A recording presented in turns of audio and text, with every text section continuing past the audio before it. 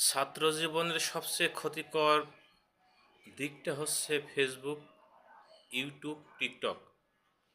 আপনার সন্তানকে সবসময় খেয়াল রাখবেন যে তারা যেন টিকটকের আসক্তি না হয়, ফেসবুকের আসক্তি না হয় এবং ইউটিউবে আসক্তি না হয়।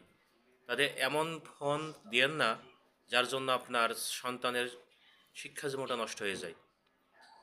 আর যারা ব্যবসা করছেন, চাকরি করছেন, তারাও এমন মোবাইলে এমন আসক্তি হয়ে যান না যে আপনার ব্যবসায়িক জীবন বা চাকরি জীবন, এই জীবনটা যেন কখনো ধ্বংসের মুখে না পড়ে যায়, ক্ষতিগ্রস্ত না হয়। এইগুলো বিষয়গুলো অবশ্যই খেয়াল রাখবেন। ফেসবুকে, টিকটকে সময় দেন যেগুলো আপনার প্রয়োজন যতটুকু ততটুকু।